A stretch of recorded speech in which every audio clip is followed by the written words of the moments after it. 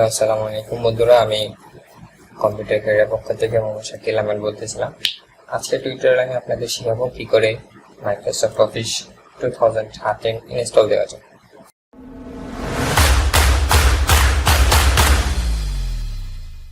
তো সেটা করতে হলে আমাদের প্রথমে দিস পিসিতে যাইতে হবে। দিস পিসিতে যাওয়ার পর আমাদের যেখানে মাইক্রোসফট অফিস 2013 মানে 2013 আছে সেই ড্রাইভে যাইতে হবে, মানে লোকেটেড ফাইল। তারপর আমাদের যাইতে হবে, ভিতরে গেলাম, এখানে আমাদের খুঁজে বের করতে হবে এখানে সেটআপ ফাইল কোনটা। তো সেটআপ ফাইল আমরা চিনব কি করে?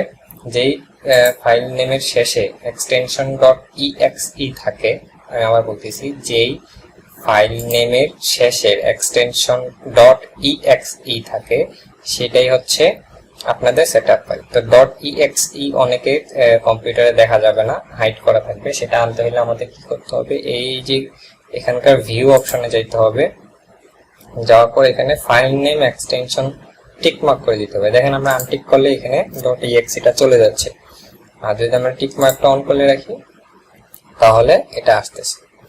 ঠিক আছে। তো এখানে আমরা কি করব? এখন আমরা এই সেটআপ ফাইলে গিয়ে ডাবল ক্লিক করব। ডাবল ক্লিক করলে ইয়েস অর নো একটা অপশন আসবে।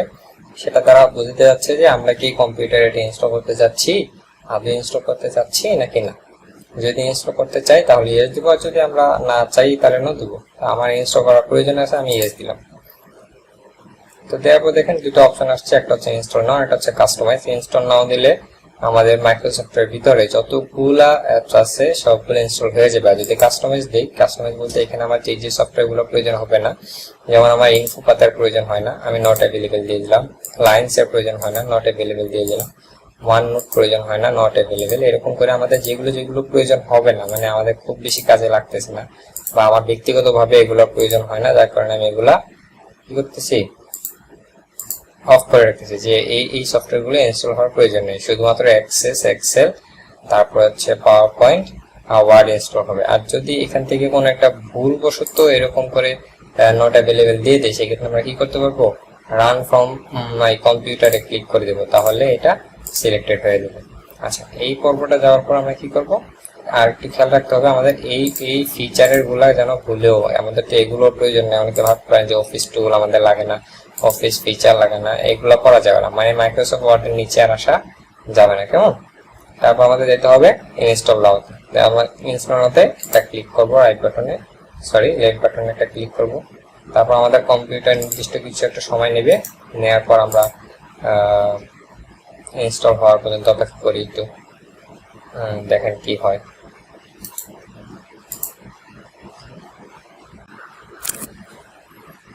অপেক্ষা করি বন্ধুরা, আমরা প্রায় শেষের পর্যায়ে, একটু আমরা অপেক্ষা করি।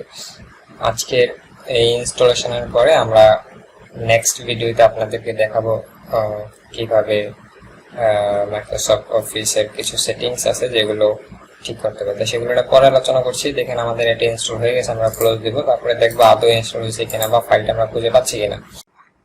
তো চলুন বন্ধুরা, আমাদের ইনস্টল করা সম্পন্ন হয়েছে। এবার আমরা একটু খোঁজ করে দেখি এটা আদৌ ইনস্টল হয়েছে কিনা। সেজন্য আমাদের যেটা করতে হবে, আমাদের এই যে উইন্ডোজ বারে ক্লিক করতে হবে। ক্লিক করার পর আমাদের এখান থেকে অল অ্যাপস যেতে হবে। অল অ্যাপস যাওয়ার পর আমাদের যেহেতু Microsoft Word, Excel, PowerPoint এগুলো খুঁজে বার করবো, সেহেতু আমাদের এম সিরিজে যাইতে হবে, যেখানে এ বি সি দেওয়া আছে, এম সিরিয়ালে যেতে হবে।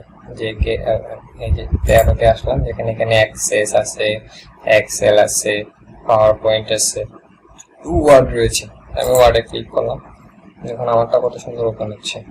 এখানে এগুলো আসবে, আসার পর আমরা এখানে আক্সমি লেটার দিব, জাস্ট অ্যাকসেপ্ট দিব।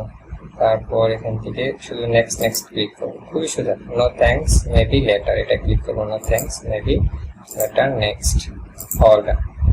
তারপর এখান থেকে আমরা ব্ল্যাঙ্ক ডকুমেন্টে যাবে, যে আমাদের ওয়ার্ড ইন্টারফেস শুরু হয়ে গেছে, কত সুন্দর। তো সেই ক্ষেত্রে আমি যেটা করি, প্রথমে আমাদের রুলারটা আমি অন রাখি, আর এদিকে একটা নেভিগেটর অন রাখি। তো আমরা সেটা আমি ভিউতে গিয়ে রুলার অন করবো। এই যে রুলারটা চলে আসছে, নেভিগেশন প্ল্যান। এটাতে কি হয় কি, আমি যে পেজ পড়ে আমি কত পৃষ্ঠা লিখতেছি বা কত পৃষ্ঠায় আছি সেটা দেখতে পাবো। অনেকে আবার এই জায়গাটা থেকে দেখে, আমার এখানটাতে সুবিধা, যার কারণে আমি এটা অন করে রাখি। তা আপনারা চাইলেও করতে পারেন। তো আজকের ভিডিও পর্যন্ত। কালকে আমরা দেখাবো যে কিভাবে কি কারণে আমরা বাংলা লিখতে গেলে বা ইংরেজি লিখতে গেলে অটো কারেকশন হয়ে কম্পিউটারের মতো করে নতুন নিজের মতো করে কাজগুলো, ফন্টগুলো, লেখাগুলো চেঞ্জ করে ফেলবো, ওয়ার্ডগুলো। তো এগুলো যাতে কম্পিউটারের মতো করে না করতে পারে, আমরা যাতে আমাদের মতো করে করতে পারি, যা বলতেছি হ্যাঁ সেগুলো আমরা আগামী পর্বে শিখব। ততক্ষণ আমাদের সাথে থাকবেন। ধন্যবাদ সবাইকে। আসসালামু আলাইকুম।